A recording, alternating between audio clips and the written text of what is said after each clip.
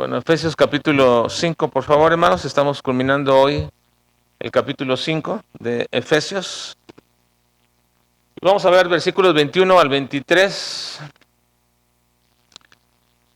Andar como Cristo en el matrimonio.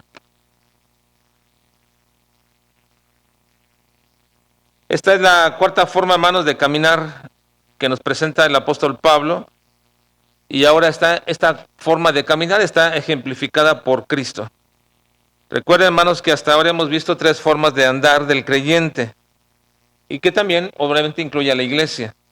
Hemos visto que debemos andar en amor como hijos amados y santos. Debemos andar en luz como hijos de luz. La semana pasada vimos que debemos andar sabiamente llenos del Espíritu. Y hoy vamos a ver andar como Cristo en el matrimonio. Esta forma de vida, hermanos, o de andar que el apóstol Pablo utiliza siempre como una metáfora, es ejemplificada de manera muy especial en esta ocasión, hermanos, en esta última parte, porque va a tratar sobre un ámbito muy particular de la vida y tiene que ver con las relaciones en general, pero incluye las relaciones familiares y más puntualmente las relaciones dentro del matrimonio. Así que Efesios capítulo 21 al 33 nos va a enseñar precisamente de cómo debemos andar como Cristo en el matrimonio. Vamos a ir, por favor, todos a esta parte de la lectura. Vamos a hacerla primeramente y luego vamos a observar algunos detalles de este pasaje. Efesios 5, 21 al 33. ¿Lo tienen ya, hermanos? Muy bien, vamos a leer, por favor. Dice: someteos unos a otros en el temor de Dios. Las casadas estén sujetas a sus propios maridos como al Señor, porque el marido es cabeza de la mujer, así como Cristo es cabeza de la iglesia, la cual es su cuerpo y Él es su Salvador. Así que, como la iglesia está sujeta a Cristo, así también las casadas lo estén a sus maridos en todo. Maridos, amad a vuestras mujeres, así como Cristo amó a la iglesia y se entregó a sí mismo por ella, para santificarla, habiéndola purificado en el lavamiento del agua por la palabra, a fin de presentársela a sí mismo una iglesia gloriosa, que no tuviese mancha, ni arruga, ni cosa semejante, sino que fuese santa y sin mancha. Así también los maridos deben amar a sus mujeres como a sus mismos cuerpos. El que ama a su mujer, a sí mismo se ama, porque nadie aborreció jamás a su propia carne, sino que la sustenta y la cuida, como también Cristo a la iglesia, porque somos miembros de su cuerpo, de su carne y de sus huesos. Por esto dejará el hombre a su padre y a su madre, y se unirá a su mujer, y los dos serán una sola carne. Grande es este misterio, mas yo digo esto respecto de Cristo y de la iglesia. Por lo demás, cada uno de vosotros ame también a su mujer como a sí mismo, y la mujer respete a su marido. Bueno, y si todavía siguiéramos, hermanos, la hilación del pensamiento, el capítulo 6, todavía sigue hasta el versículo 9, hermanos, porque todo este pasaje tiene que ver con las relaciones. Aquí la relación matrimonial, luego la relación padres e hijos, y luego la relación siervos y amos. Y lo que vamos a observar aquí, hermanos, es precisamente en esta forma un principio muy especial en el cual se establecen todas estas relaciones. Pero normalmente, hermanos, cuando decimos y hablamos de este pasaje, la gran mayoría de las veces se va a hablar acerca del matrimonio. El capítulo 5, del versículo 25 en adelante, normalmente es un texto muy ad hoc para hablar acerca del matrimonio. Y normalmente se estudia este pasaje bajo la perspectiva de estudiar el matrimonio, enseñado a través de este pasaje cómo debería ser el comportamiento de un esposo para su esposa y viceversa. Y esto que se hace así, hermanos, normalmente se debe a que la perspectiva que se usa más comúnmente es una visión muy pragmática de las Escrituras. ¿Qué quiere decir esto?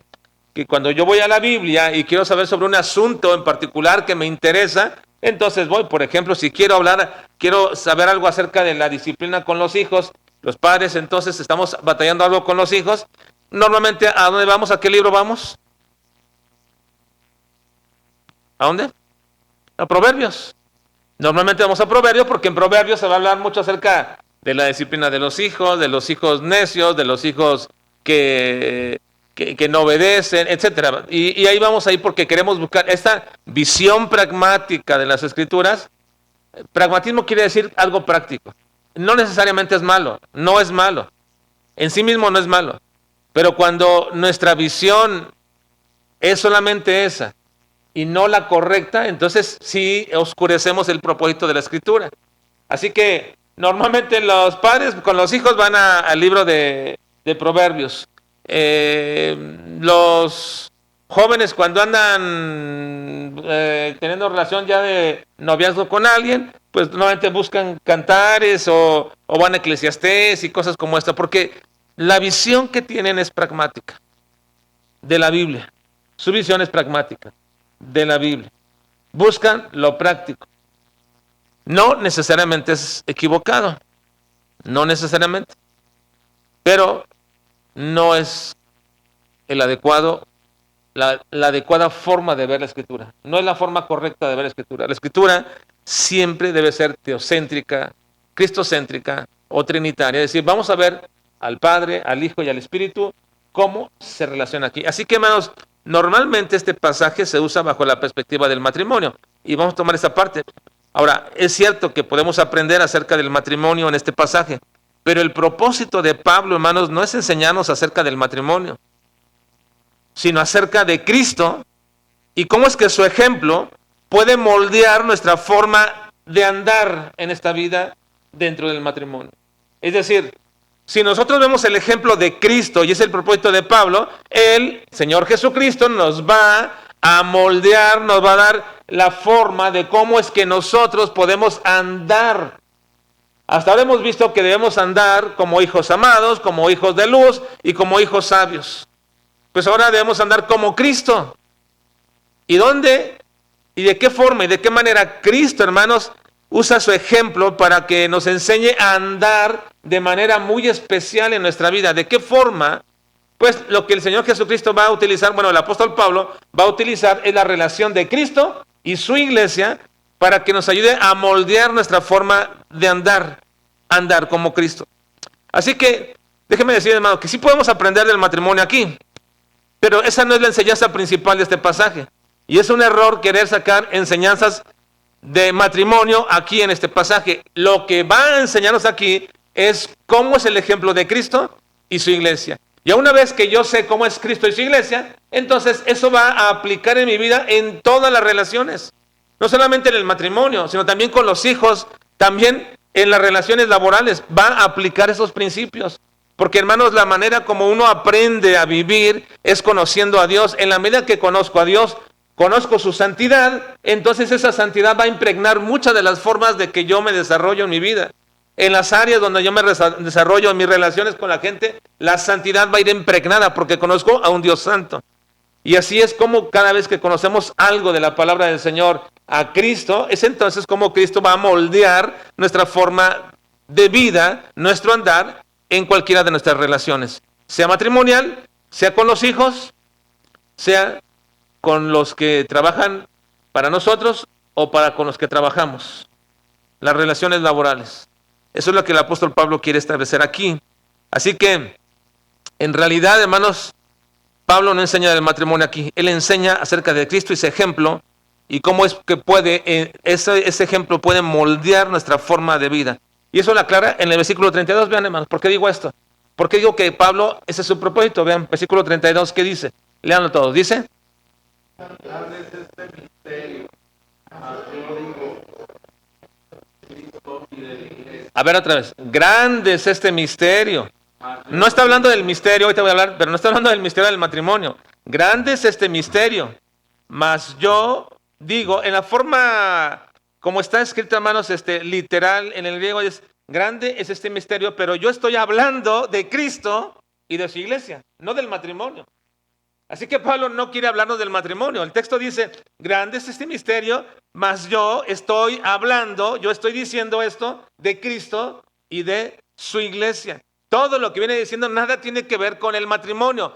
Eso nada más es una ejemplificación. Lo que yo les quiero enseñar, Pablo dice, es cuál es la relación de Cristo con su iglesia. ¿Y para qué quisiéramos nosotros saber cuál es la relación de Cristo con su iglesia? Porque Cristo es el ejemplo que debemos de seguir. ¿En el matrimonio, hermanos? Sí. ¿En la vida familiar? Sí. ¿En la vida laboral? Sí. En todas las áreas de mi vida, Cristo es el ejemplo. Así que lo que Pablo nos quiere enseñar no es acerca del matrimonio, sino acerca de Cristo, para que eso permee todas nuestras relaciones. Ahora, Pablo dice aquí, grande es este misterio. ¿Y cuál es ese misterio al que se refiere Pablo? Pues no es el misterio del matrimonio. ¿Cuál es entonces? Cristo y su iglesia. El misterio de Cristo y su iglesia. Así que no se refiere al misterio del matrimonio, no se refiere al misterio de la iglesia, perdón, de la iglesia, porque también eso es un misterio, pero no se refiere a este misterio. El misterio de la iglesia está en Efesios 3, 4 al 6 y se refiere a cómo es que se une un cuerpo, en un solo cuerpo, gentiles y judíos. Miren, leyendo lo cual puedes entender cuál sea mi conocimiento en el misterio de Cristo, misterio que en otras generaciones se dio a conocer a los hijos de los hombres, como ahora es revelado a sus santos apóstoles y profetas por el Espíritu, que los gentiles son coherederos y miembros del mismo cuerpo y copartícipes de la promesa en Cristo Jesús por medio del Evangelio. Este es el misterio de la iglesia. Es decir, en un cuerpo se reúnen, en el cuerpo de Cristo, se reúnen gentiles y judíos, pero no habla de ese misterio. No habla ni del misterio del matrimonio, ni el misterio de la iglesia. Habla del misterio de la unión de Cristo con su iglesia. Ahora, este llamado misterio aquí tiene dos connotaciones. Primero, es un gran misterio. Mega, así viene en el griego. Gigante, grande misterio. Es denominado así. Si lo pusiéramos literalmente sería mega misterio, así debería de decir. ¿Verdad? Este mega misterio es así. Y es llamado de esta manera, de esta forma. El misterio a que se refiere Pablo es la unión de Cristo con su iglesia. Y es llamado misterio no porque sea oculto o porque sea enigmático, sino porque es una verdad divina antes escondida y ahora revelada por Dios. Y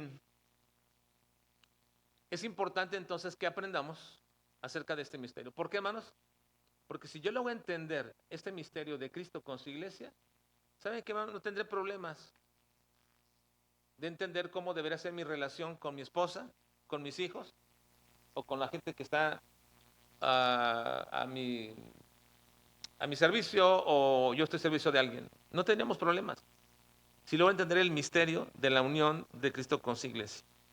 Ahora, muchos de nosotros, estoy seguro, hermanos, en esta noche aquí presentes y los que están allá en transmisión, muchos de nosotros damos por hecho que entendemos esta verdad, la unión de Cristo con su iglesia. Lo damos por hecho. Es una verdad que pensamos que está entendida, la relación de Cristo con su iglesia.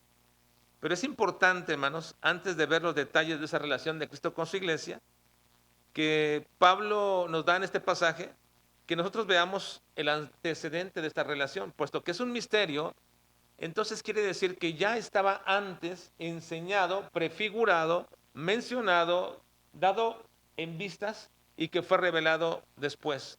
Recuerden, hermanos, para que en la Biblia, hermanos, la utilización del término misterio, que hay varios, ¿verdad? Misterios. El término misterio no es algo que no conocemos. El término misterio no es algo que está oculto. El término misterio no es algo que está enigmático. El término misterio es algo que sí podemos conocer, que antes estaba escondido en el Antiguo Testamento, pero que en el Nuevo ahora se dio a conocer. Y si se da a conocer y se conoce, entonces se le llama ahora misterio. Todas aquellas verdades antiguo testamentarias que luego en el Nuevo Testamento se revelan son misterios. Misterios que fueron escondidos antes, pero ahora fueron dados a conocer. No hay más misterios en la Escritura. No hay más misterios en el Nuevo Testamento. En el Nuevo Testamento no existen misterios. No hay misterios porque los misterios son revelados en el Nuevo Testamento, estaban escondidos en el Antiguo Testamento y en el Nuevo están revelados. Pero el misterio, si hubiera un misterio en el Nuevo Testamento, ¿dónde se revelaría? No hay manera, no hay nueva revelación. Si encontramos un misterio en el Nuevo Testamento, un misterio nuevo, ¿cómo sabríamos cuál es ese misterio si no hay nueva revelación después del Nuevo Testamento? Para que algo sea misterio, tiene que haber sido revelado, entendido, dado a conocer.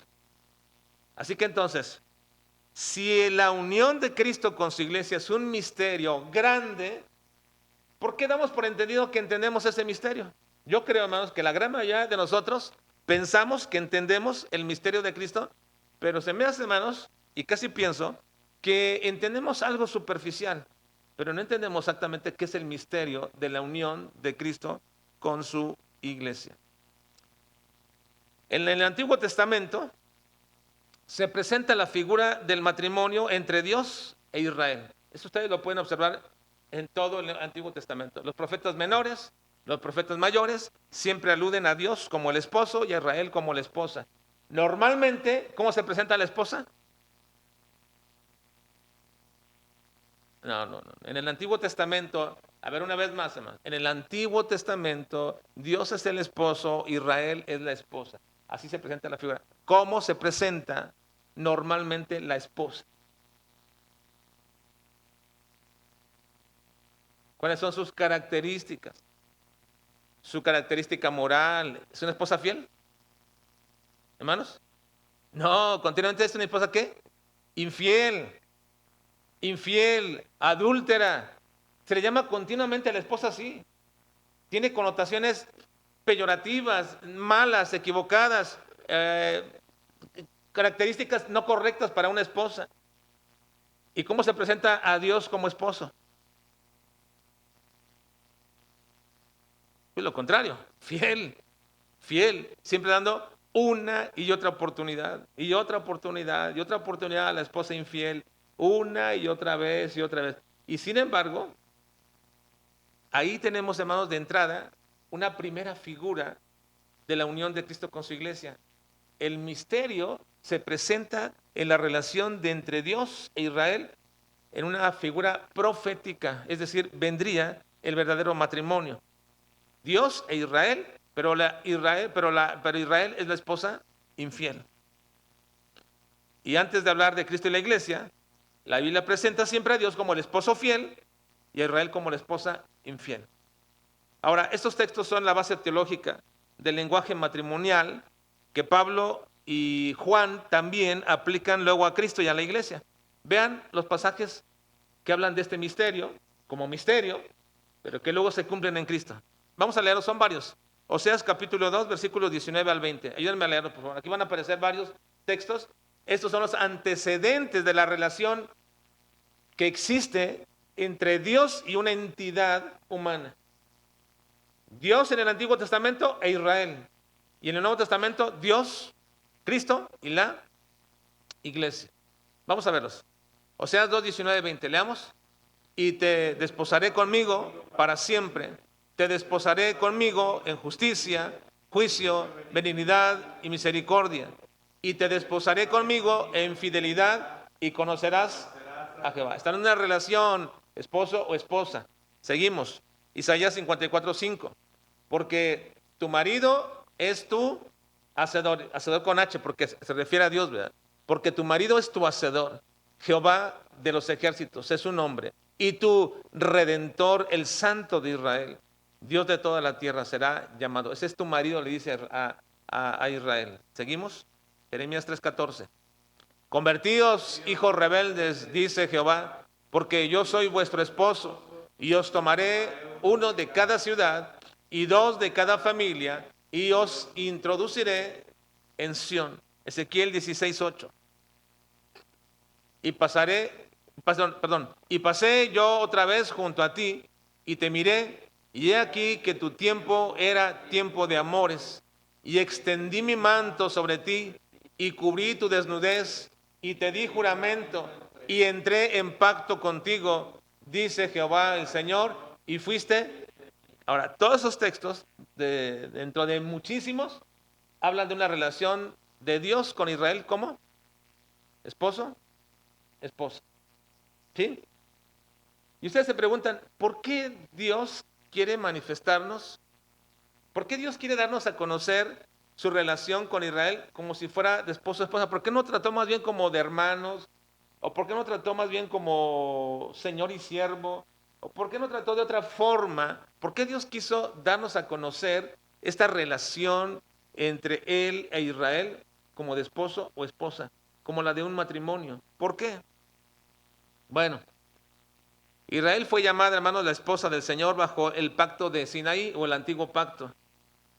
Cuando el pueblo se apartó, los profetas describieron la idolatría como adulterio espiritual. Iban tras otros dioses, estaban adulterando espiritualmente. Esta imagen que Dios presenta en el Antiguo Testamento prepara el camino, hermanos, para lo que será el nuevo pacto. Eso fue bajo el antiguo pacto. El antiguo pacto donde la esposa era infiel y el esposo siempre fiel. Pero esto prepara el camino para traernos, hermanos, la idea del nuevo pacto donde Cristo sería el esposo fiel y la iglesia, su esposa, sería una iglesia, un grupo redimido. ¿Fue Israel un pueblo redimido, hermanos? ¿Fue el pueblo de Israel un pueblo redimido? Algunos como que miran. Hermanos, ¿fue Israel un pueblo redimido? No, no lo fue. No fue un pueblo redimido Israel. No fueron salvados, no fueron redimidos de su pecado. De hecho, siempre anduvieron mal, deportados, llevados una y otra vez en castigo, una vez y otra vez castigados por su último castigo. Fueron llevados, hermanos, a Babilonia. Estuvieron allá más de 70 años. ¿Cuál fue la causa de todo eso? Su rebeldía como esposa. No fue un pueblo redimido. Pero todo eso prepara el camino para llegar al nuevo pacto. Ese es el antiguo pacto. El nuevo pacto, hermanos, nos trae la imagen de Cristo siendo el esposo fiel y su iglesia la esposa redimida. Jesús, hermanos, durante su ministerio utilizó este mismo lenguaje cuando se presenta como esposo o como novio. Vean Mateo capítulo 9, 15. Dice, Jesús le dijo, ¿acaso pueden los que están de bodas tener luto entre tanto que el esposo está con ellos? Pero vendrán días cuando el esposo les será quitado y entonces ayunarán. Esto sucede más porque le preguntaban a Cristo, ¿por qué tus discípulos no ayunan? Y Cristo da esta respuesta, ¿acaso puede los que están de bodas tener luto entre tanto que el esposo está con ellos? ¿Quién era el esposo? Cristo. ¿Quién era la esposa? En ese momento en ciernes, la iglesia, pero estaban los apóstoles, los discípulos. Ese era el primer grupito de la iglesia, el primer grupo de gente que estaba formando la iglesia. Así que se presenta ya como Cristo como el esposo y la esposa en este momento también la iglesia o este grupo de creyentes primarios. Luego también tenemos, hermanos, Lucas 5, 34 y 35. Dice, Él les dijo, ¿podéis acaso hacer que los que están de bodas ayunen entre tanto que el esposo está con ellos? Mas vendrán días cuando el esposo les será quitado, entonces en aquellos días ayunarán. El esposo es Cristo. Mateo 22, 2 y 3 dice, el reino de los cielos es semejante a un rey que hizo fiesta de bodas a su hijo y envió a sus siervos a llamar a los convidados a las bodas, mas estos no quisieron venir. En esta parábola sabemos perfectamente que se refiere aquí al hijo, la boda del hijo. ¿Quién es el hijo? Jesús, Cristo. Las bodas a que se refiere en este momento son las bodas a las que se refiere.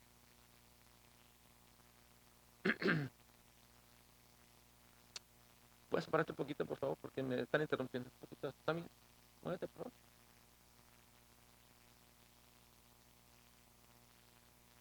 Juan 3:29.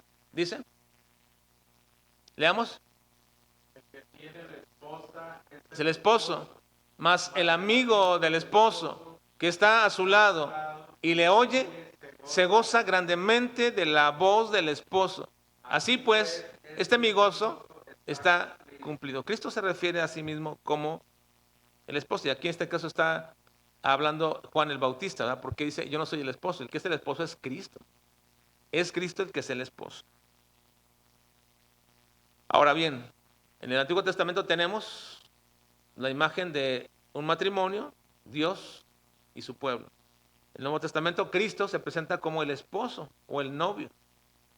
Y luego ya, más adelante, después de la muerte de Cristo, después de la ascensión de Cristo, se presenta ya una doctrina acerca de la iglesia y Cristo como un matrimonio verdadero. Miren, en nuestro pasaje de esta noche, así viene. Y también en 2 Corintios 11:2. Dice 2 Corintios 11:2, porque os celo con celo de Dios, pues he desposado con un solo esposo, para presentaros como una virgen pura a Cristo. Vean el lenguaje que utiliza aquí, un lenguaje matrimonial. Está diciendo el apóstol Pablo que los está desposando a los creyentes con un esposo que es Cristo y que ellos son presentados como una virgen pura a Cristo. Finalmente, hermanos, en todo este lenguaje de un matrimonio,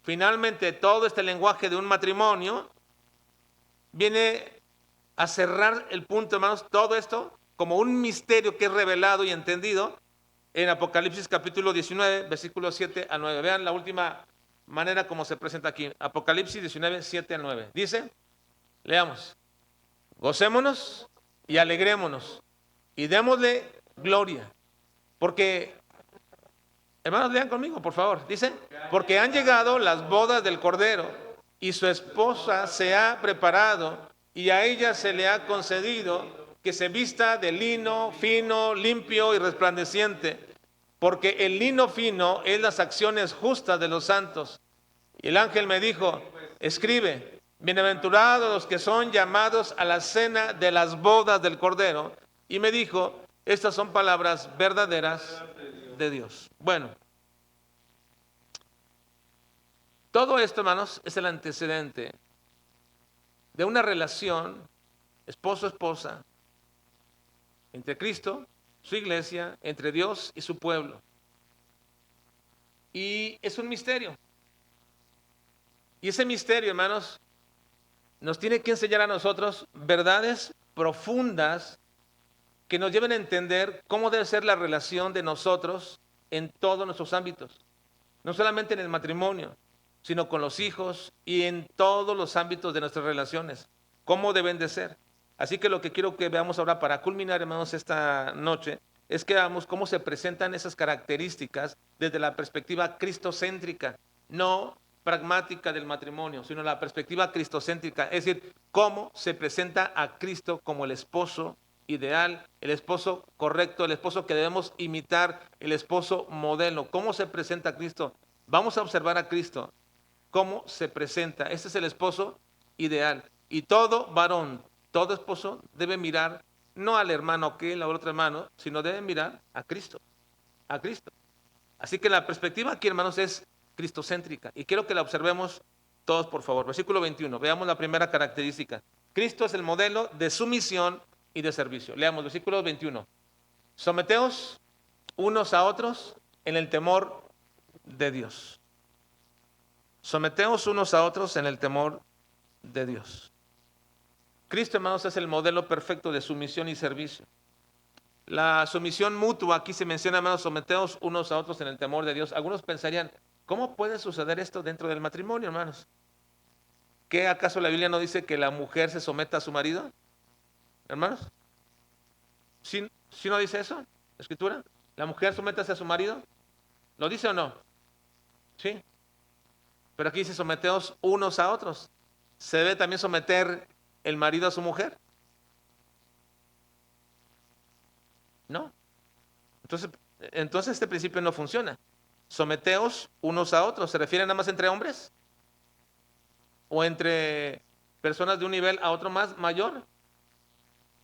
Si estos son los principios, hermanos, son los principios de relación en todos los ámbitos, este principio de Cristo como el modelo de sumisión y servicio, en el ejemplo, hermanos, es precisamente entendernos este punto. Someteos unos a otros en el temor de Dios. La sumisión mutua, hermanos, nace en primer lugar del temor reverente al Señor, no del temor humano. En la iglesia, dentro de la iglesia, nadie domina uno a otro. Todos sirven bajo la autoridad de Cristo. Hay posiciones, ciertamente, por cuestiones prácticas. Esto es necesario por cuestiones prácticas en el desarrollo de la iglesia. pero nadie es mayor o menor para tener una posición. Simplemente la posición tiene que ver necesariamente para el desarrollo correcto de la iglesia, pero eso no implica que haya posiciones de mayor o menor. Ahora algo importante, en el versículo 21, hermanos, funciona como el principio rector de todo el encabezado del capítulo 5 hasta el capítulo 6, versículo 9. Todo. Del capítulo 5, 22 hasta el capítulo 6, 9, todo ese encabezado que habla de la relación esposo-esposa, padres, hijos, siervos y amos, todo el principio rector es este: someteos unos a otros en el temor del Señor. Así que, aunque las relaciones, estas que vamos a ver, las vamos a ver por separado, padres e hijos y siervos y amos, están dentro del mismo párrafo, bajo el mismo principio. Sométanse unos a otros. Ahora, ¿qué significa eso? ¿Qué significa eso? Entonces, ¿quién es responsable dentro de la casa? ¿El esposo o la esposa? Entonces, ¿quién se debe someter en la casa? ¿El esposo o la esposa? ¿O viceversa o mutuamente? Bueno, aquí hay un principio rector. El principio rector es: sométanse unos a otros, no entre ustedes necesariamente, sino en el temor del Señor. Miren, hermanos, lo que aquí está hablando precisamente es que el temor al Señor es en primer lugar mi sometimiento al Señor. En ese temor, y por resultado de mi sometimiento al Señor en ese temor, evidentemente lo que la gente verá o lo que yo haré, hermanos, será una relación mutua de sometimiento, pero no al esposo y la esposa, sino al Señor. Los dos al Señor. Si los dos se someten al Señor, si la esposa se somete al Señor, si el esposo se somete al Señor, entonces cada uno cumplirá el rol que debe cumplir. Hermanos, cada uno cumplirá el rol que el Señor demanda de cada uno, porque el Señor ha puesto un rol dentro del hogar, dentro del trabajo, dentro de las relaciones familiares, ha puesto un rol, una posición. Si los dos se someten al Señor, entonces los dos, sometiéndose mutuamente al Señor, van a cumplir ese rol adecuadamente. Algo importante aquí, hermanos, es que en el griego original el verbo someteos, que es hipotasomeo, no se repite en el versículo 22. No se repite, miren, dice el versículo 22, vean, versículo 22, en español sí se pone, pero no aparece así. En el griego dice: las casadas estén sujetas a sus propios maridos como al Señor. La palabra sujetas es lo mismo, es hipotasomeo, pero no aparece en el griego. Lo que aparece en el griego es esto. Comienza: someteos unos a otros en el temor de Dios. Lo traduzco literalmente: las casadas también a sus propios maridos como al Señor. Miren, para que veamos esto, comienza a decir: someteos unos a otros en el temor de Dios.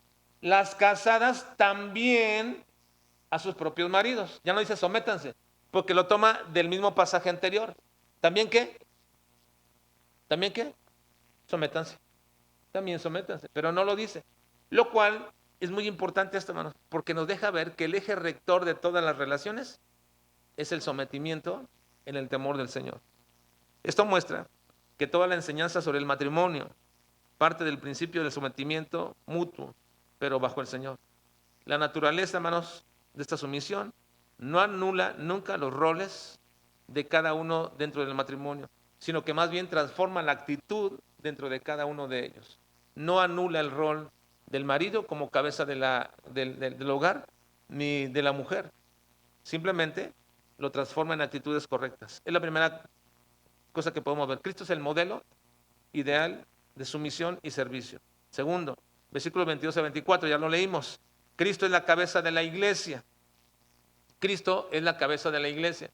Dice, versículo 22 al 24, las mujeres estén sometidas a sus propios maridos como al Señor, porque el marido es cabeza de la mujer, así como Cristo es cabeza de la iglesia, siendo el mismo el salvador del cuerpo, pero así como la iglesia está sujeta a Cristo, también las mujeres deben estarlo a sus maridos en tono. Así que Cristo, la segunda característica, hermanos, de este pasaje es que nos presenta a Cristo como la cabeza de la iglesia.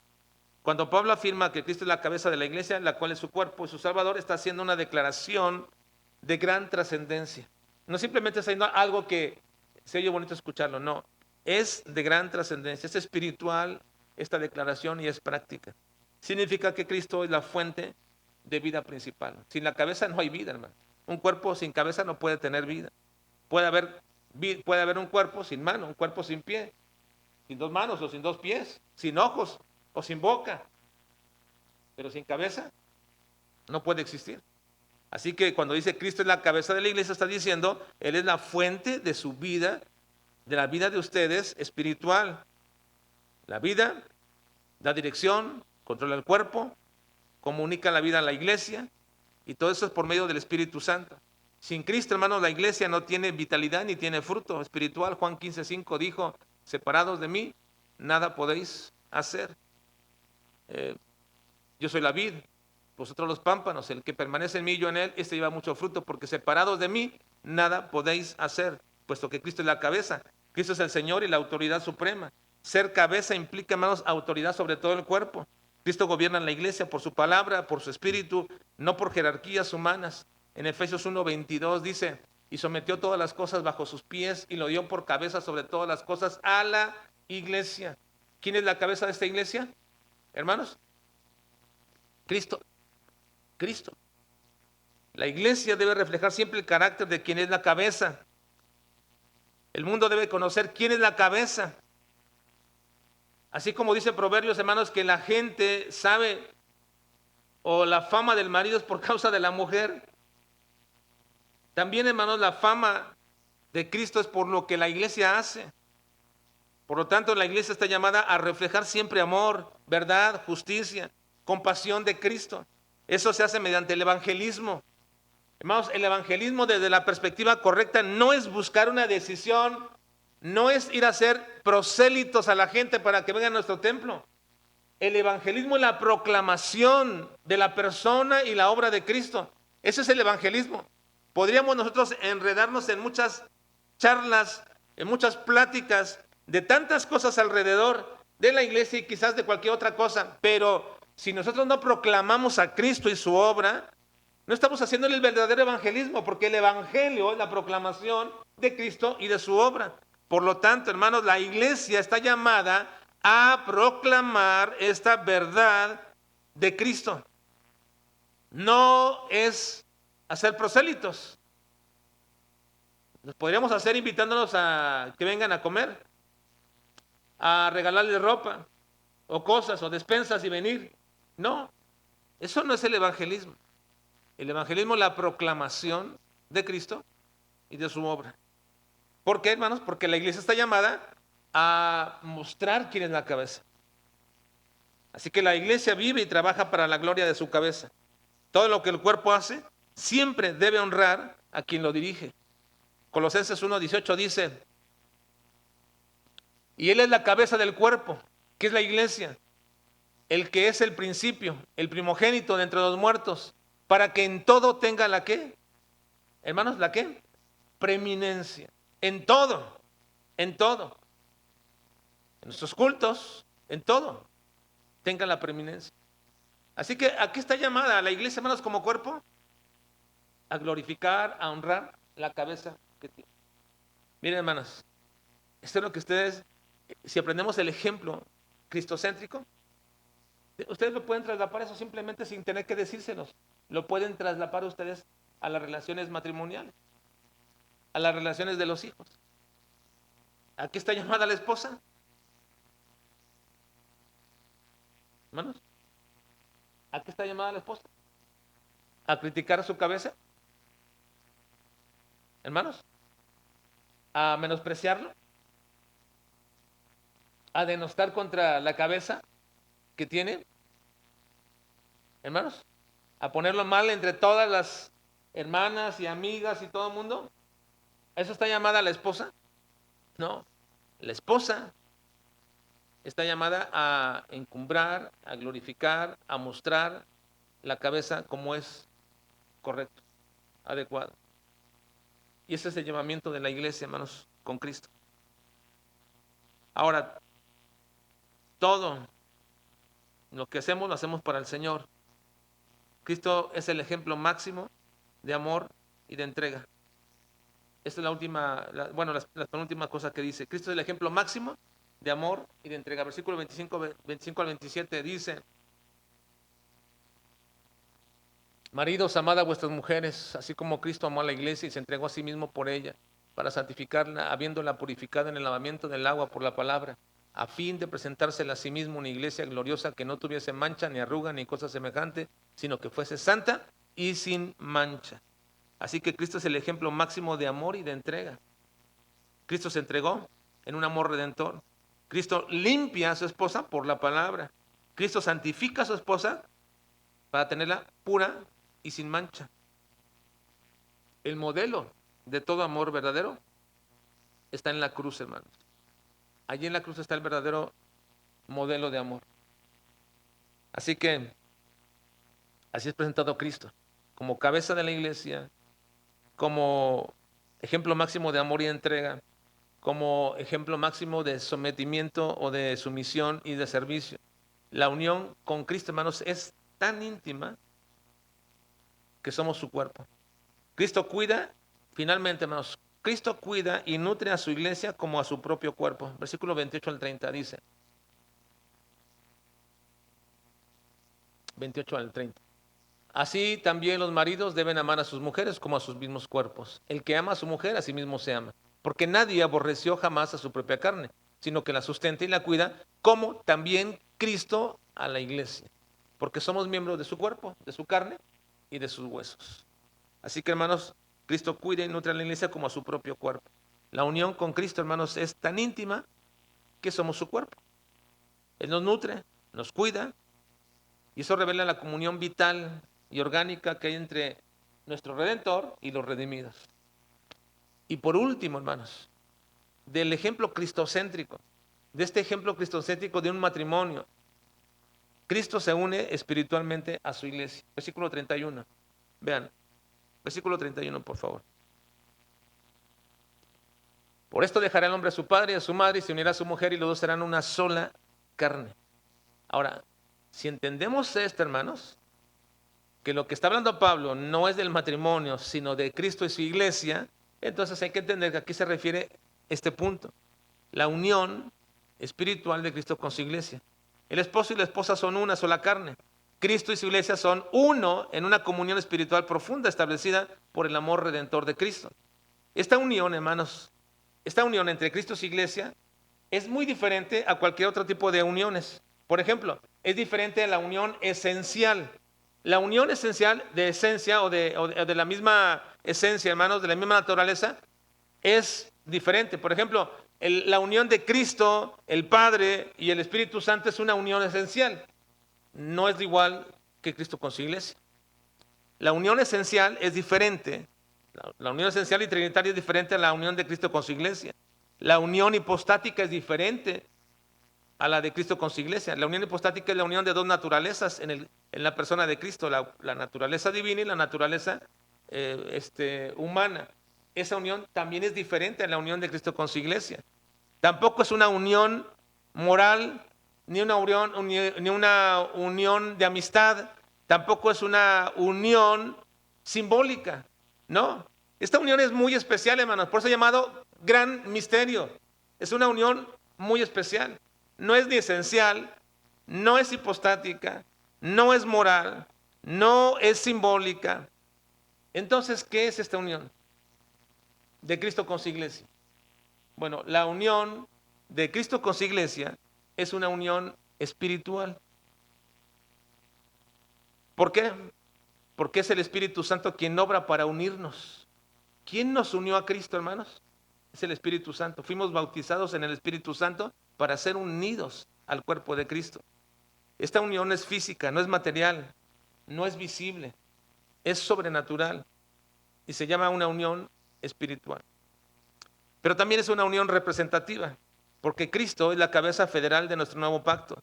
Así como Adán era nuestra cabeza de la humanidad caída, Cristo nos representa ahora como alguien que hemos sido redimidos en Romanos capítulo 5. No podemos leer todo el capítulo, pero ustedes pueden ver eso. Pero también esta unión, hermano, no solamente es espiritual, ni no solamente es representativa, también es vital, porque comunica vida a los creyentes. Como ya vimos, nos comunica la verdadera vida. Sin la cabeza no hay vida. Y por último, no es una unión indisoluble, no se acaba, no se puede romper ni por el pecado ni por la muerte. No puede separarnos absolutamente nadie de esta unión. Ahora, si entendemos todas estas verdades que hemos dicho hasta ahora de Cristo y su iglesia, ¿todo eso aplica para quién más? ¿Para quién aplica todo eso?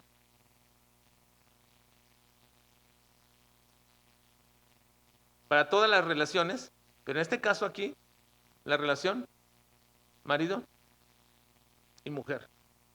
Recuerde que el principio rector de todas las relaciones es sometimiento mutuo. Pero cuando habla aquí de manera específica estas características, todo lo que hemos dicho ahora, hermanos, sin tener que hablar del matrimonio, aplica y así es como deberíamos de ver el matrimonio. Y yo les digo una cosa, hermanos. La mayoría de ustedes dirán, ya lo sé todo eso. Así que no lo tomo en cuenta.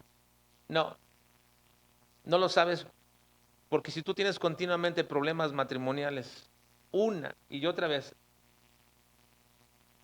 y los tienes, es porque no has entendido la unión de Cristo con su iglesia. Porque si entendemos la unión de Cristo con su iglesia, Él es nuestro ejemplo a seguir. Es una unión indisoluble. ¿Cuándo se puede romper el matrimonio, hermano? ¿Cuándo podríamos romper el matrimonio? Hermanos, no deberíamos, por ninguna causa. No hay ninguna causa para la ruptura del matrimonio. Por eso es que Pablo dice, grande es este misterio, pero yo digo esto respecto de Cristo y su iglesia. Así que el matrimonio, hermanos, no solamente es una institución humana, sino un tipo y sombra del amor eterno de Cristo por su iglesia. El esposo ama, la esposa respeta, y ambos revelan el carácter de Cristo y de su pueblo. Y fíjense, todo esto, primero es entender la relación de Cristo y su iglesia. Y cuando le entiendes bien esta relación de Cristo con su iglesia, entonces no tienes ningún problema para traslapar esto al matrimonio. No deberías tener ningún problema. Pasarlo.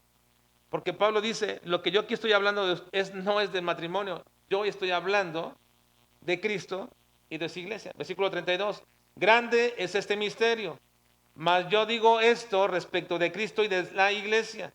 Y luego aclara, por lo demás, es decir, en segundo lugar, después de que entendieron esto, por lo demás, cada uno de vosotros ame también a su mujer, como a sí mismo, y la mujer respete a su marido. Conclusión, no estoy hablando de matrimonio, estoy hablando de Cristo y su iglesia. Y si entiendes eso, y si entendemos bien eso, hermanos, debería haber cada vez menos problemas dentro de nuestros matrimonios.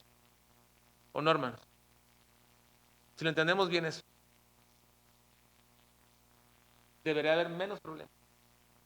Si entiendes que el cuerpo está llamado a encumbrar la cabeza, no tendrás problemas con esto. Si entiendes que la cabeza da todo por el cuerpo, no tendríamos problemas con eso. Si entendemos, hermanos, que la cabeza le comunica vida al cuerpo, no tendríamos problemas con nada en relaciones matrimoniales, si lo entendemos. El problema es que no entendemos bien la relación de Cristo y su iglesia, aunque digamos que sí. Aunque digamos que sí, no lo entendemos. Porque en la medida que entendemos esto como hijos de Dios y como modelo que es Cristo, lo tenemos que imitar en nuestra relación. Así que veremos la siguiente relación bajo el sometimiento al Señor, que es respecto a los hijos y los padres en la próxima semana. Vamos a orar.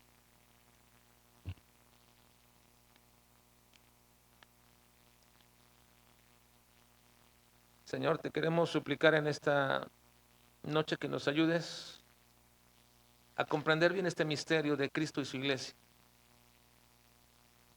Porque si entendemos bien estas verdades espirituales de Cristo y su iglesia, estas necesariamente tienen que impregnar nuestra relación matrimonial.